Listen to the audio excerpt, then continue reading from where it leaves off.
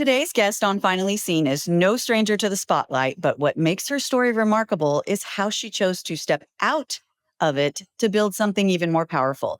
Liz Faublas-Wallace is an Emmy-nominated journalist, a veteran producer, communication strategist, speaker, and founder of Million Dollar Pen Inc. Love that name. A publishing company that amplifies bold voices through storytelling. After decades in newsrooms and boardrooms, she reinvented her life and leadership and is showing women everywhere that it's never too late to start again. Liz brings a message of self-love, spiritual confidence, and unapologetic reinvention, especially for women stepping into their second act. So, thank you. I'm so excited that after, us meeting a couple of years ago at an author event that we're able to sit here and talk. I've been watching your career in the last couple of years, but I think it's really interesting that you were a producer in New York, something that a lot of people are like, "Oh, that's the pinnacle." And then you're like, "Peace out." Right? The top of the mountain. So tell me about that transition. What was that transition like? Oh, I had to go. I really did. I mean, you've been in the industry, and we both understand that it's unforgiving. And when you first Mm, get in there, of course, it's just like you say. It's just like I've made it. I'm in New York. I'm producing. Prior to that, I was associate producing. I was at the Today Show for a little bit, and I mean original Today Show. I'm talking Katie Couric and Brian Gumbel and Matt, and I was really living the life. But it just started really taking a toll on me, just physically, emotionally, mentally. I don't think people really understand how brutal the newsroom is. I think people have no clue. They see the glamour of it, they see the finished product of it, but they don't understand what goes into these productions and what happens in the newsroom and how people talk to you. So I was like, you know what? I'm out. I can't do this more.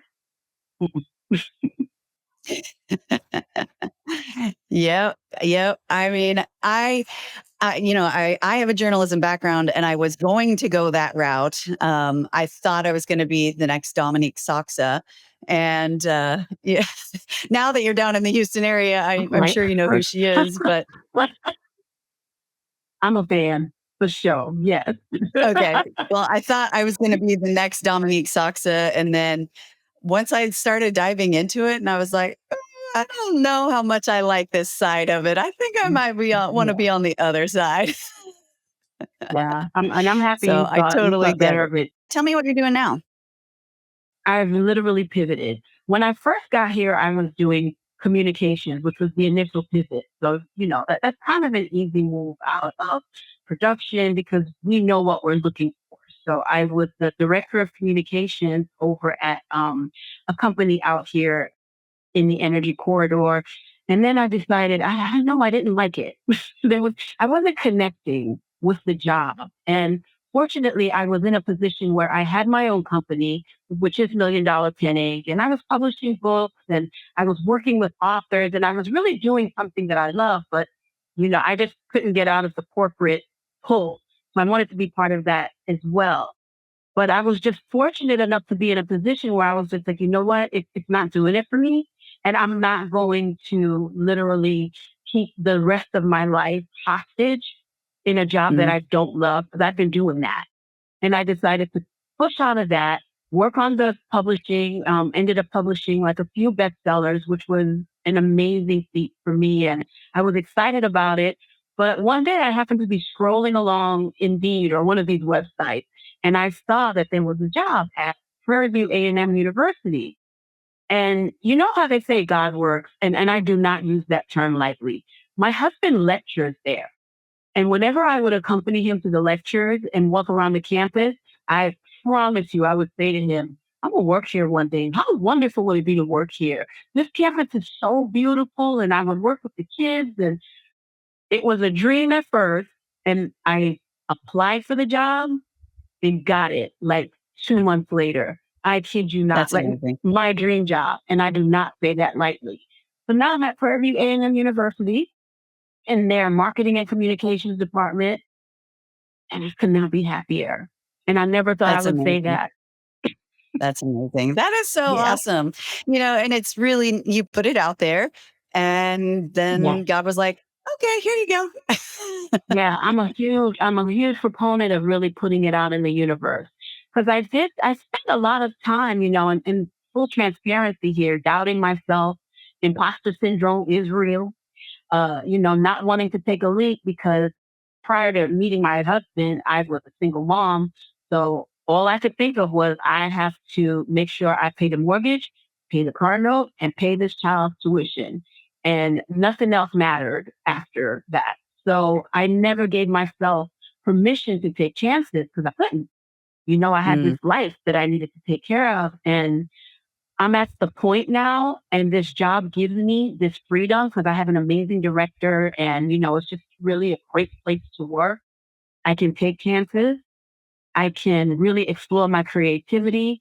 The team that I work with they're just very nurturing and inspiring and encouraging, and I am to them. So I'm really in a sweet spot right now, and I encourage any woman, and I know I may be getting ahead of the interview, but I encourage any woman, any vibe, especially any woman to trust yourself and to mm. give yourself grace and to allow yourself to take the chances because I was creeping towards the age where it was getting a little bit too late to do that. And that's a regret that I never wanted to have. And I don't want anybody to have it. Because what are the kids saying? Or they used to say, I'm living my best life right now. I'm feeling good. I'm happy and fulfilled. And I really want that for people. It's so sad that a lot of people they're stuck in situations where they're miserable, and especially we're kind of sort of near the same age, and we were taught that you go get your degree, you go get your job, and you stick at your job, and that's just life. Yep. Are you And Haitian? With only a Haitian. well, it's funny because I have known since I was maybe 13 or so that I was not going to just work for somebody. I knew that that Really? wasn't for me. Yes. And I remember when my dad took me to work with him when I was a teenager, take your daughter to work day, Hmm. he was in corporate. And I was like, this is so boring. At, And I was at that like, young age, that's oh my incredible. gosh. Had the internet been invented then, I think, well, I know it was invented, but available to all of us then, I think I probably would have had a digital company of some sort and would have, done what a lot of these kids are doing now, Right. which it's cool for them that they had that opportunity. But yeah, I knew that I didn't want to have to deal with the red tape. I knew that I didn't want to have to deal with people making stupid decisions. And, and so Man. I guess God put that in me though, because he knew with Sienna, I having an outside job with her and having to handle her special needs and doctor's appointments and sicknesses and things like that just wasn't feasible. And then pile on top of that Sierra's musical career, it's a lot harder, I would imagine, to be a Yeah. momager of a I musical always love that word. child Yeah. and go, to work at 8 a.m. working for somebody else, whereas being my own boss, I could make my own schedule. So if I needed to Yeah. start work at 9 instead, and that's fine. Um, so yeah, maybe that's why he put that on me because he knew my life wasn't going to be normal at all. Yeah. And you know what? And this is what I love about these types of conversations. And I'm so happy that you're having them. If you get a chance, we get a chance to tell people that this isn't a woe is me or boo hoo or feel sorry for me type of conversation. It's literally like, look, this is what I had to do. This is how it entered my heart. This is how I managed to wrap my brain around it. So that if you could take some inspiration from it, or, maybe just a nugget and then apply it to your own life, man, have at it. Because it happened more than you know, to more people than you think it happens to, especially the ones who you really think have got it together. Like everything is cool, cool. Everything is just happening as it should be. And God has just sprinkled the blessings and you don't have to work hard for anything, girl. Ain't there nobody that I know has had that particular bit of blessing. And if they have, Yeah. God continue to bless them. But it you hit a wall. You hit limitations. You hit your doubt. But everybody has their journey, and with a podcast like this and with the stuff that you write, the things that you do. Like, I'm happy that you're a voice out there and that you've invited me to be part of that voice because we all Well, need it. thank you. Yeah, and that was one of the reasons I wanted to start it and why I named it Finally Seen is because one, obviously with us being a publicity, visibility agency, duh, Finally Seen fits right in there. But I wanted, I wanted, which crazy enough, there was not another podcast named Finally Seen. Are you So I guess it serious? was meant for me. Because that's Um, usually the problem, right? You have to go through all these amazing names that you come up with that yeah. everybody else came up with. Yep, yep. But crazy enough, there wasn't one. So, but the other part was I wanted for everyone, but women in particular, to be Yeah, seen for all the other things. We're not just a mom, we're not just a wife, we're not just, our right. career. We're so many other things, and there's so many interesting aspects about us as women. So I wanted to, explore that. And, you have a particularly interesting situation where you reinvented yourself after 50. That Yeah. is a tremendous feat. So, I think a lot of people, they think, oh, I'm going to be 50. I'm old. It's over. I haven't No. accomplished enough, blah, blah, blah. But that's not the case at all. No, absolutely not. First of all, I never even thought I would be having a conversation where I say that I was reinventing myself after 50 because old school, the way I was brought up is I thought I would be in a job for the rest of my adult years, Yeah. retire, and then kind of just, move on and move to Florida or something, just kind of chill. So I never thought that I was going to pivot at all. I never thought that I was going to be the person to say, you know what, I don't want to do this anymore. And I want to do something that makes me happy. A lot of that came because of my husband. I met a man who just would not let me settle. He Mm. refused to let me kind of just lay back in the cut and decide, I'm good. If it happens, it happens. If it doesn't, it doesn't. It just wasn't going to happen. And I'm very fortunate for that because I know a lot of people do not have it, or at least to that degree. And I can't say enough how important it is to surround yourself with people that say, okay, you're just 50. Instead of people saying, girl, you're 50. Because it's just a different mindset. And I have surrounded myself close to home, my husband and my children, but just with friends, with women like you, with women that I work with. I don't try to make new friends at all because I'm happy with the ones that I have because they get me. I get them and they understand the path that I'm on. So when I hit 50, 51, 52, it was kind of just like, so what's next, Liz? Like, what are you going to do next? 'Cause, it's like the conversation we've had. We don't give ourselves enough credit at all. And I had some awards, and some accolades and so on. And I'm grateful for them, but it was never enough for me to like pat myself on the back and say, man, I'm so great or I'm so amazing. I was always reaching for something more. It's not enough. It's not enough. It's not enough. I got to be better. I don't think I'm delivering. Like, what am I showing my daughters? Am I really giving back what God has given me? Like, these questions were always going on in my head. And it's a good thing because it forced me to keep going, to keep pushing, even when I didn't want to. Because when I tell you there were times where I was just like, "Mm-mm, I'm tired. I've had my knees hurt. I got a pain in my hip that I do not know how to explain. I have a headache that won't, but I don't even want to try it. I don't know how many times I have hit that wall, but just wanting more, being around people that want more for me was just something that really kept like galvanizing me and pushing me forward. So now I'm like, what's next? I love that. I was actually having this conversation earlier with my husband, and, more men are in the media or are speakers, or, they're getting the attention and spreading their messages, which their messages are important too. But Uh-huh. I was trying to figure out, there are a few reasons why I think we're holding ourselves back Yeah. compared to men. Men are much more likely to say, you know what, I've got something to share. I'm going to share it.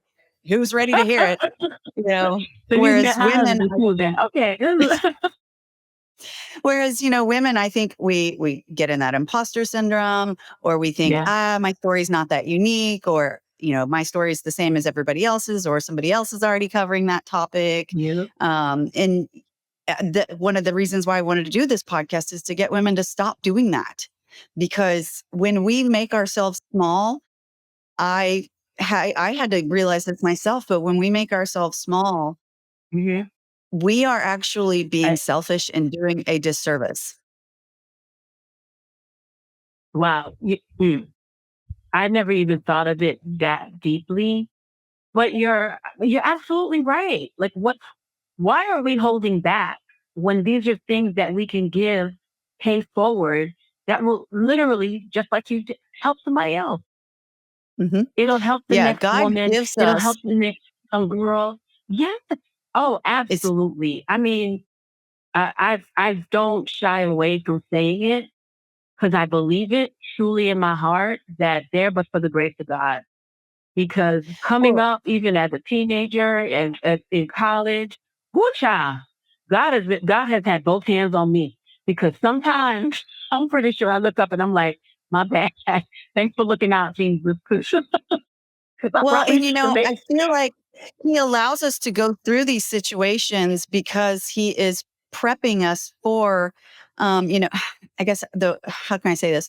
I feel like it's our job to expand goodness, expand, you know, um, the positive stuff out there so that we can overshadow all the darkness that they're actively trying to to expand. And so when Yeah, we are not trying to expand good, then we're actually kind of slapping God in the face and saying, "Eh." yeah, And so yeah. that's Uh, something that I'm hoping every woman will realize, that even though maybe you think your story is the same, I guarantee you there is an aspect of it that's different.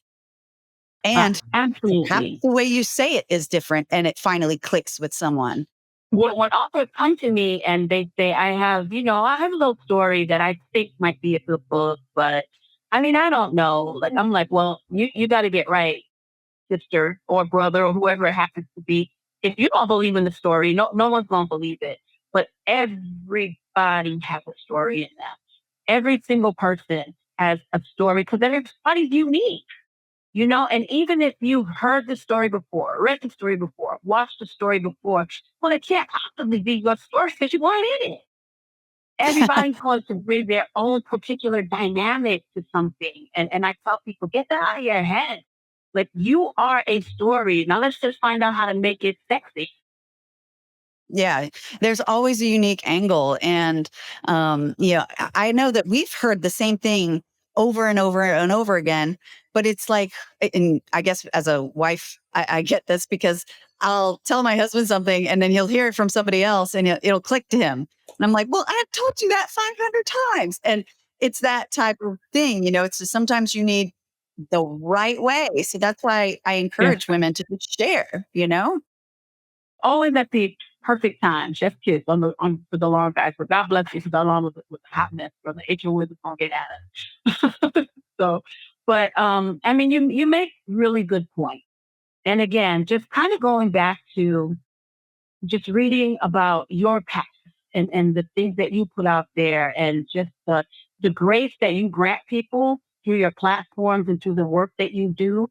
I'm just comforted to know that there are other women that really want to uplift women. Like, that's part of my growth. I am no longer of an age or of a mindset where I feel like I have to compete with another woman.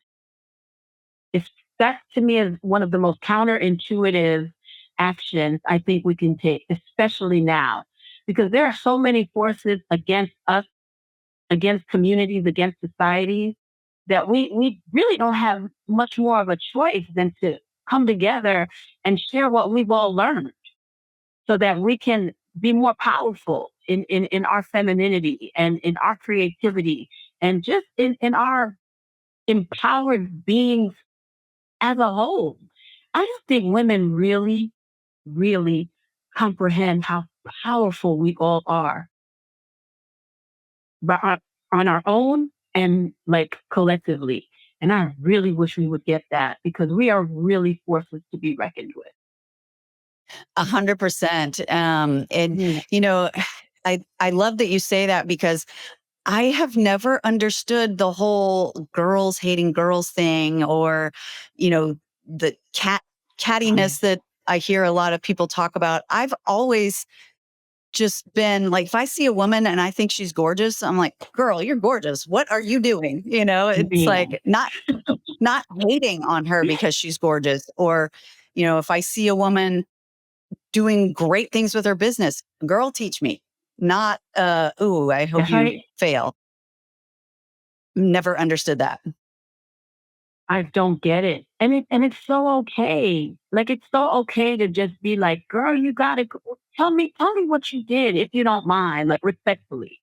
Yeah. Tell me like how you accomplished that, or how can I, maybe make my business, skew it a little bit more so that it can function in a way that is as successful as yours. And that way we can combine our interests and be two successful women doing the damn thing, in society.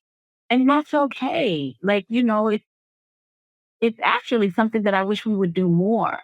But some women I've heard just elevate petty like to an art form. Like they are happy to be petty and petty with other women. And I'm like, but you're just doing us such a disservice because we need each other so Yeah. much. Yeah. There's already enough against us. We don't need to be Oh against my, ourselves. my goodness. Like, and then I wish we would really get that, because when I do talk to women and we find a way to help each other, and we look at each other and we do. I say this at least once a month. Why can't we all do this? Like, why can't we all just literally get along like this? Because look how much easier it made everything.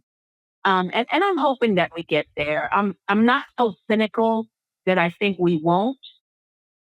Platforms like this are going to be a huge help.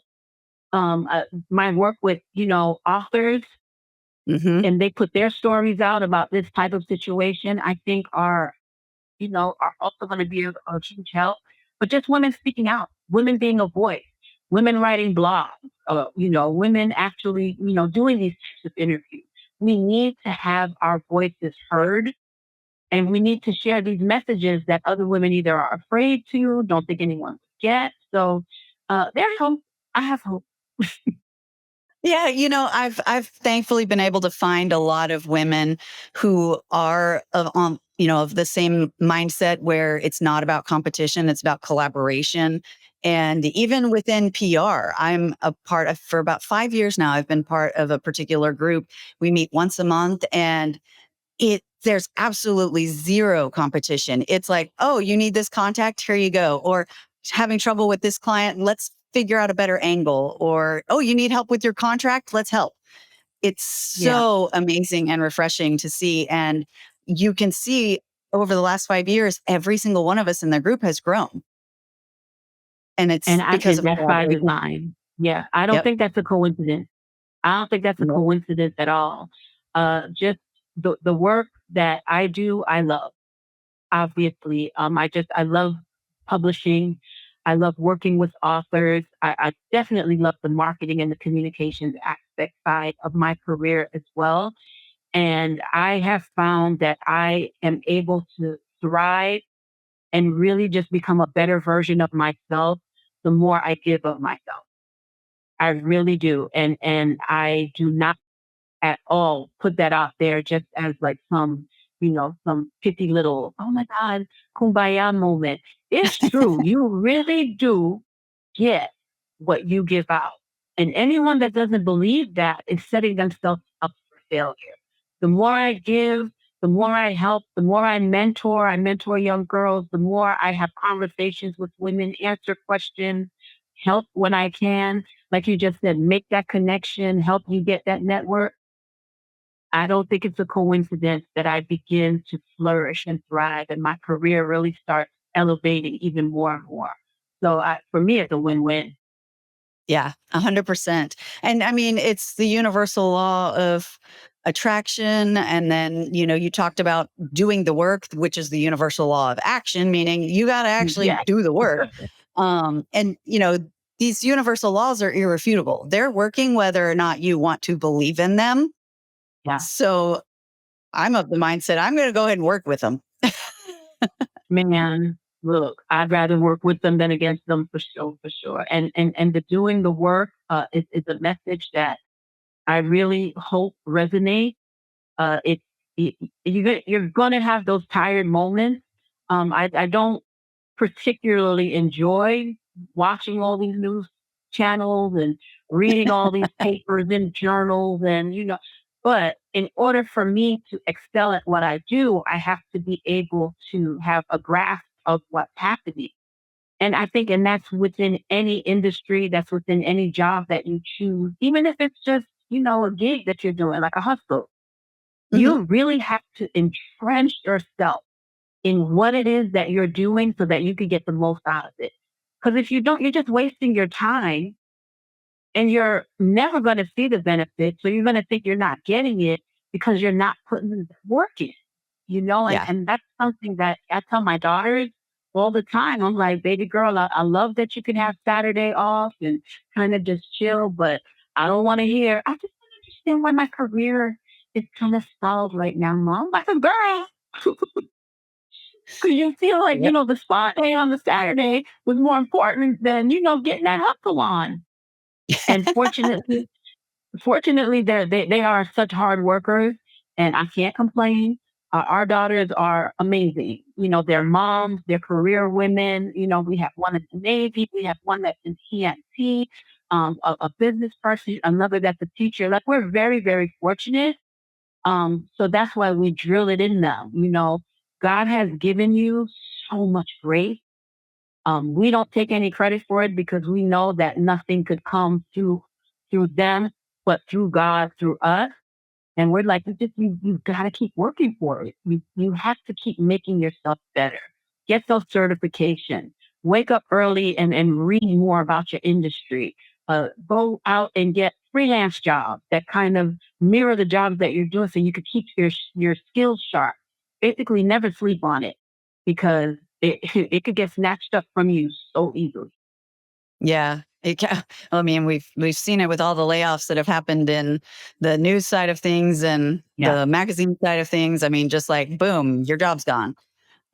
Just you come in one day and it's just like, hey, we have some bad news for you, and you're lucky if you get a severance. You're lucky if you get a severance with um health insurance. So you really have to make the most of these moments, of these times, and never rest on your laurels. Like just always keep some iron in the fire because you never know. You never know. Yeah. We're living in very unpredictable times. Absolutely, absolutely. You were saying before we got on the call here, you were talking about your husband. I know he's one of the authors that you've published, and he's Yeah. got fantastic books. And he's such a good speaker. A lot of people, a lot of authors who I know are in my audience, they like to know, how do you get speaking gigs? So he's done a great job, and you've done a great job of marketing his books, marketing him. I would imagine that has a big deal to do with it. So tell me about that a little bit. It does have a lot to do with it, but a lot of it is really kind of just getting out there. Now, Los, my husband, will tell you, so I'm not speaking out of turn. Like he was very fortunate to have been right place, right time for his first book, Life is Not Complicated, You Are. He just happened to go to like an event where he met with a professor who was teaching at Lone Star College at the time. They kind of chopped it up a little bit, had a conversation. She liked the book and she said, you know what? I think this book actually might work in my psychology curriculum at Lone Star. He thought nothing of it. This is the humility of my husband. He's just like, all right, whatever. He calls me and he's like, hey, I just had a conversation with this lady. She's a professor at Lone Star. She said she was thinking about putting my book in her curriculum. And it was dead silence from me for like 5 seconds, and I was just like, do you know how much of a big deal that is? Like, that's huge. to get your book into the curriculum of a Texas. Are you serious right now? Like, why are you so calm? So long story short, she did get it into the curriculum. And from there, it just opened up so many. He would go to the class and he would meet professors. Professors would introduce him to other people. Those people would invite him to events. And he's also a diehard union man. He's a union organizer. So he has that huge consortium of people that, that tap into him for what he knows as a union member. So he gets speaking engagements that way. While at those speaking engagements, obviously people that are attending are just like, hey, are you Yeah. busy? Duty, because we'd love to, but it's a constant grind. It's gotten easier because his name, Carlos Wallace, is a little bit more familiar right now. But I cannot stress enough how important it is to, as an author, as somebody who wants to be a public speaker, to be in the places where you want to speak, to talk Mm, to the people with whom you would like to speak, and make sure that they know that that's what you want to do. Like your greatness can't be a secret. You can't say I want to speak at a certain event, like say it is union, like below, and not attend union events. And, press some flesh and talk and introduce yourself and let people know who you are, because not too many people have the benefit of people kind of just waking up and just being like, you know what, there's a guy out there in Katy, Texas, and I'm almost positive is going to be a dope speaker. Let me see if I can manifest him and no, you got to get your name out there, and that's where you know this. That's where the marketing comes in. Everybody should market themselves. Everybody. You don't have to be famous. You don't have to be an actor, a superstar, or a famous author. Everybody should have enough faith in themselves, their name, and what they have to offer to market themselves. When I first met my husband, he would put his name on everything. But I thought he was slow. I was like, what's wrong with this man? Why he always got his name was on everything? I was like, there's something real fishy about this guy. I need to find out what it is. And through the years, he just appreciates who he is. He's proud of his name. He is proud of Carlos Wallace, and he's going to put it on a shirt, and he's going to put it on a pillow. He's going to put it on pens. He's going to put it on just because he is proud of who he is and what he has to offer. And it took a while for me to understand, you know what? Everybody should have that degree of pride in them. He says that all the time. He's like, you would put somebody else's name on you, someone else's logo, someone else's cap, put your own name on there and market mm. yourself. And he's drilled that into me. And if I leave this with you and nothing else after our conversation today, have enough pride in who you are, your name, what you have to offer, to market yourself in any way. And it's not as hard as it used to be. You get 300 pens from like pens.com on a good sales day for like $100. And then you walk into your favorite bar, your favorite restaurant, wherever you may be, drop 3 or 4 pens on the table. Someone's going to pick them up. They're going to look at it. They'll be like, well, who's this? And you never know you never know who will contact you. You have no Yeah. idea, but at least you try. That's so true. I've been talking about personal brands for 16, 17 years, long time. And Mhm. but nobody understood what I was talking about at the time because they didn't get it. They thought it was only for famous people or um, you Yeah. know, politicians and that sort of thing. I And did because like too. Yeah. yeah, I mean, a lot of people did, but for some reason, it was another thing that God told me.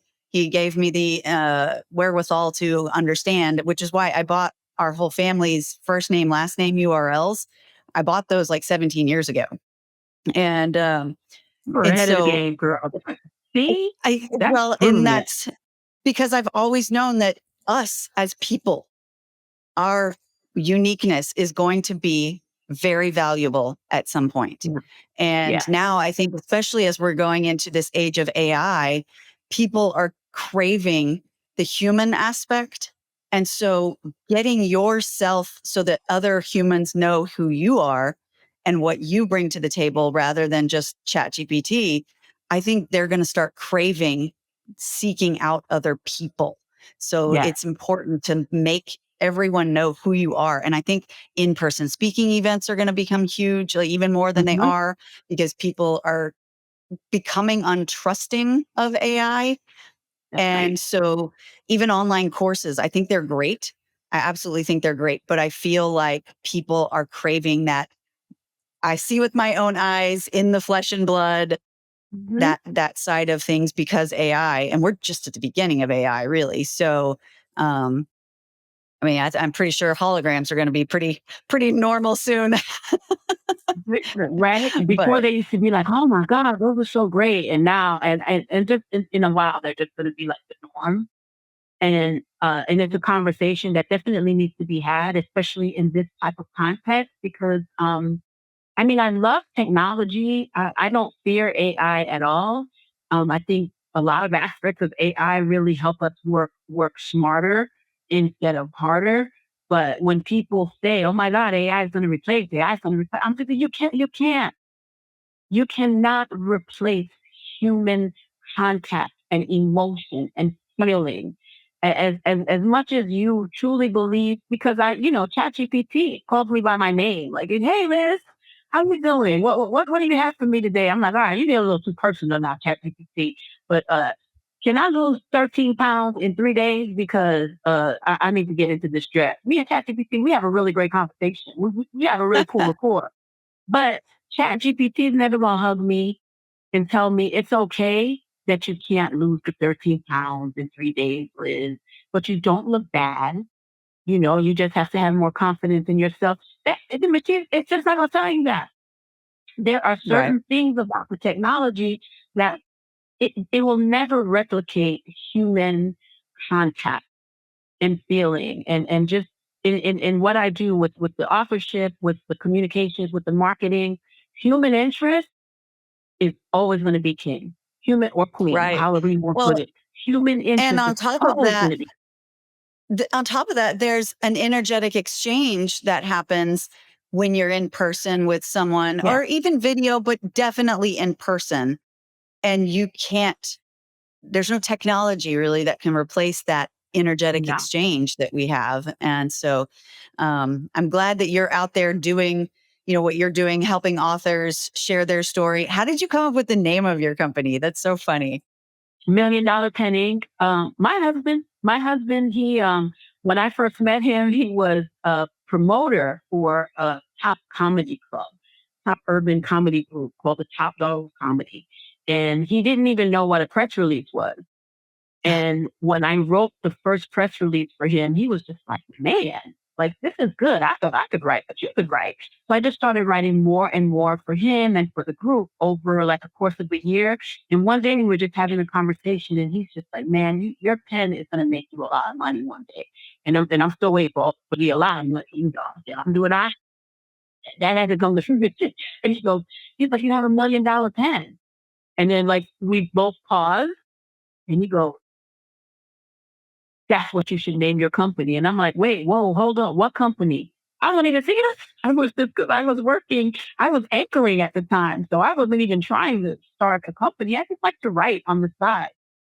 And then he said, "That's going to be the name of your company. It better I be." love He it. said, you need to start it now because that's what's going to really be the end of the life career for you. And I was like, "All right." And if that man did not speak that company into existence, I gotta give them that. Sometimes you don't want to tell them they're right, but then he got hard. That's That's awesome. That is really Mhm. cool. Well, I love the name. I think it's cute. And I love that I it's love it. also kind of like speaking it into existence every single time you say your name. The name and people and people do like it. Like they hear it, they're like, "Oh, that makes sense," and they love the fact that the ink is written INK instead of INC. So it's kind of like a play off Yeah, incorporated. So that adds like a little bit of a little nuance to it that makes it more creative and more interesting. But I'm happy once again that I found the person that we can feed off of each other. We can really just talk about these types of things, talk through them, and then through God. they start coming to fruition. Like what the book that he wrote that I love the most is called The Other 99 Times. And that book really made a difference in my life. The book basically is about we will literally find every single thing that's wrong in life and we'll complain about it and we will be rapier focused on that one thing that's wrong and forget about the 99 other things that went right in life. Yeah. And it's just something that we just do. I don't know. It's like human beings cannot just say, you know what? So much has gone right in my life. This one little thing, yeah, it's a blip, but I'm so grateful that I have so much more to be thankful for. And that book has seriously become my favorite book of Carlos's. And he has one that was nominated for a Pulitzer Prize. Like his latest one was nominated for a Pulitzer. And I'm like, man, phew, we love it. Great book. Other 99 times, my Bible.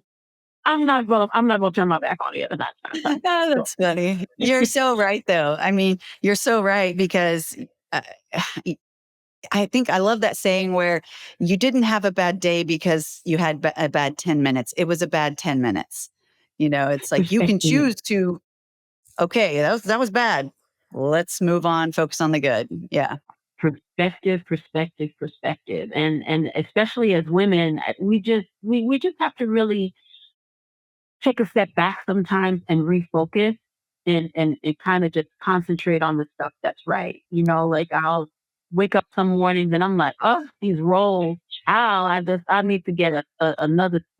What if I could tuck this into this name just so I could fit in these jeans, because this just ain't sexy. And then I stop and think, you know what? I am a 56-year-old woman in good health, but from what the doctor tells me. I'm energetic. I have a beautiful family. I have a job that I love. I'm being invited to talk to beautiful women like you and have these conversations that I sincerely, man, they're going to get all these roles. They're going to get all of them because it's all part Well, of who I am. that's also a universal law, the universal law of perception. And it's like, okay, if you're mad that your car got in a wreck, well, somebody else out there is wishing they had a car that could get wrecked. It's like Amen. oh, Amen. I'm pissed off that my computer's too small. Somebody out there is wishing they had a computer to begin with. Who even had a computer. And again, and it's just the slightest thing that you don't stop and think, oh man, like that's pretty dope. Like that's pretty cool. And it helps me just in my relationships with everyone. What could be a huge argument when we end up not speaking to each other, whether it's friends or, if my husband and I clash a little bit, we literally will not go the day upset. One of us will make a joke, or even if it's a joke about what we were just mad at each other about, because we have gone those days where we didn't speak to each other.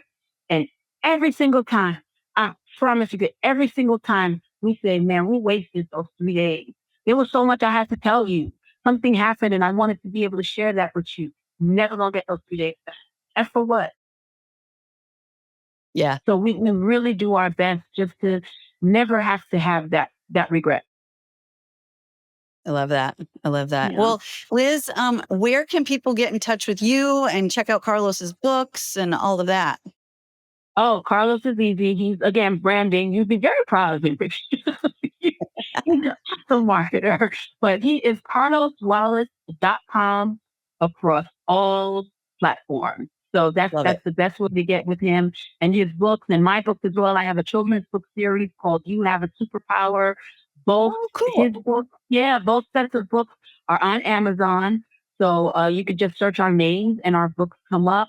And Liz at lizfaublas.com is the best way to get in touch with me as well. So our names really pretty much bring up everything that you'll need to contact us for anything. Branding, branding, And branding, people.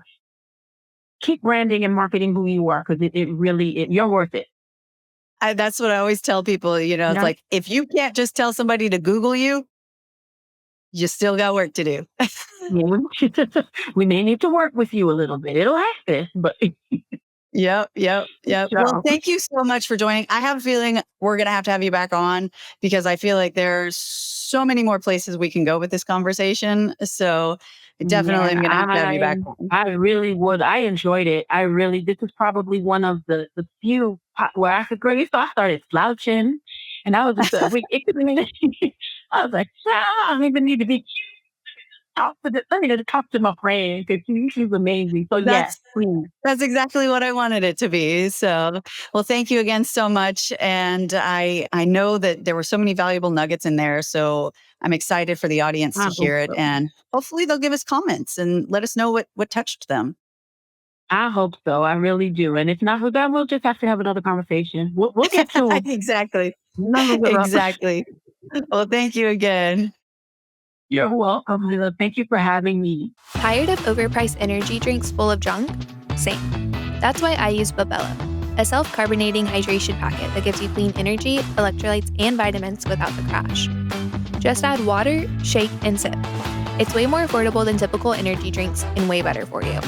Use code ChrissyBernal15 at checkout to get 15% off at drinkbabello.com. Hydration just got an upgrade.